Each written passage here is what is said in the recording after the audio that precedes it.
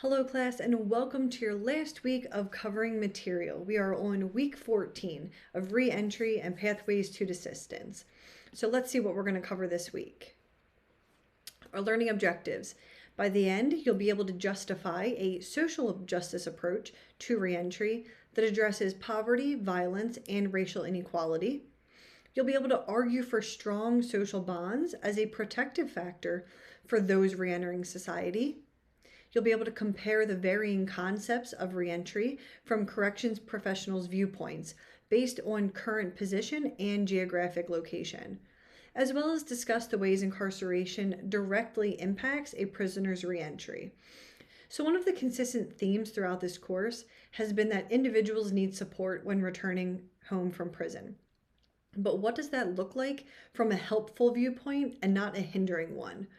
This week, we're going to take a look at social justice approaches to reentry that gives voice to reentrants' experiences, not only in prison, but the environments and circumstances they came from that may have played a part in creating who they were as someone who engaged in criminal offending and behaviors.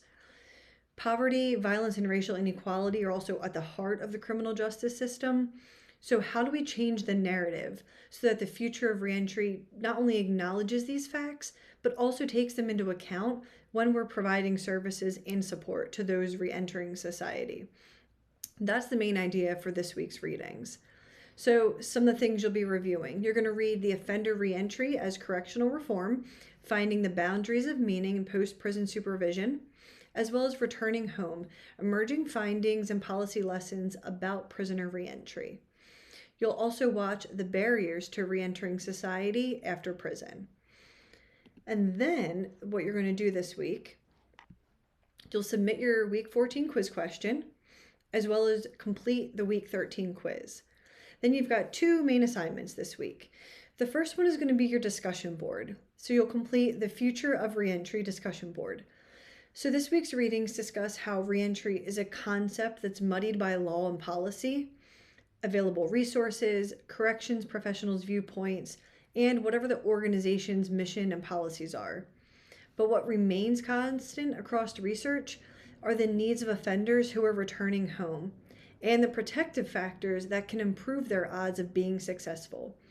So a variety of methods to improve reentry outcomes for offenders are offered by Bruce Weston and Christy Vischer in your week's readings. What I want to know in this discussion board is, which approach do you believe would have the greatest impact on the largest number of returning individuals?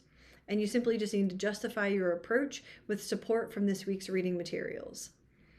Then you have an experiential assignment part 2 due. So you've had a couple weeks now between when you identified the program or organization and you came up with your interview questions. Now what you're going to do is identify that interview candidate and actually conduct your interview. Ideally, this would be done in person, over the phone, or via video chat so that you can ask follow-up questions. So I know it may be tempting to simply email questions over to somebody, but that doesn't give you the opportunity to clarify their answers or ask follow-up questions, which is okay, even if you don't have them listed as your 10 open-ended questions. If you're finding it challenging to find someone to interview, please reach out to me and I will help you. I do ask, however, that you show me the efforts you've made first to find an interview candidate. I understand that this may not be everybody's cup of tea. This may not be everyone's favorite assignment, but it's giving you firsthand experience with the class material, and it's allowing you to practice effective communication skills, interviewing skills, critical thinking, because you need to be able to formulate those open-ended questions in a way that takes the material and information one step farther, and it's enhancing your networking skills. It is so important in this field for future employment opportunities, for your future career goals, and when you get into those roles, that you network with others. Criminal justice, these positions don't exist in a vacuum. This isn't a position where you can sort of just come in, sit at your desk during the day and not interact with other agencies or organizations. You will always be collaborating with other people. And I can give you a little tidbit from myself. I've found most of my jobs, I've gotten most of my jobs. Yes, I have the education, the experience, and the knowledge to back up what, you know, what I know, the knowledge I have, and the experiences I've had in jobs, but it's because I knew someone. The job I'm currently in, I met someone from the Berks County Adult and Juvenile Probation Department while I was at a defensive tactics training for my previous position. And while we were in the middle of one of the trainings during the 2 week time frame, one of my coworkers who went with me jokingly called me Doc, because I was always the joke in the office, because I was the only one that had my doctorate. And he jokingly called me Doc, and the person from Berks County said, "Oh, wait, you have your doctorate degree. Would you be interested in this quality assurance position with Berks County?" I said, "Absolutely." And one thing led to another, got an interview, and now here I am at a different organization, and it's opened up many, many more doors for me. So you never know when you'll be somewhere, when you'll meet someone that may open up doors. I started teaching at Kutztown University as well because I met the chair of the department through a committee I was on with the Pennsylvania Commission on Crime and Delinquency.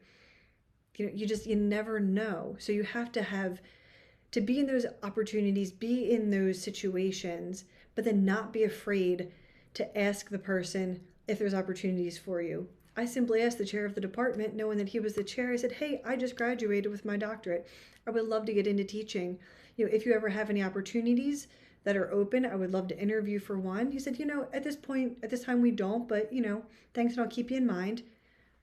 A couple months later, I got a phone call for an interview, and I'm still teaching there today. So you just never know. So please take this as an opportunity and not look at it as just one assignment that you need to do for a class. So I'll get off my little soapbox, but if you know me at all, you know that networking is one of the things that I push with all of my students. So with that said, for this assignment, you're going to need to give me a few things here. So one, I want the contact information for the person you interviewed. I will not reach out to them, but I want to see that you actually contacted a live living human being that works for that organization. So most of the time you can find those like a list of people who work for the organization, employees, on the website. So I can go ahead and check that if I need to. So you're going to give me the contact information. You're also going to type up a transcript of your interview. Now, this can be typed, or if you decided to write and, jot notes down, you can scan me those sheets of paper as well. It doesn't have to be written up in complete sentences and complete thoughts. If you just took interview notes, scan me those. If you just typed up interview notes, that's fine. Just please make sure if they're handwritten that they're legible so I can give you credit for them. So either way you choose, they don't need to be complete sentences, but I do need to be able to see that they answered the question that you had asked. So with that said, those are your assignments for this week. If you need help finding an interview candidate, please reach out. If you are nervous about doing the interview and you want to sit down and practice with me, or you want some tips, that is what I'm here for. So I hope everyone has a wonderful week and that you don't dread this assignment too terribly much.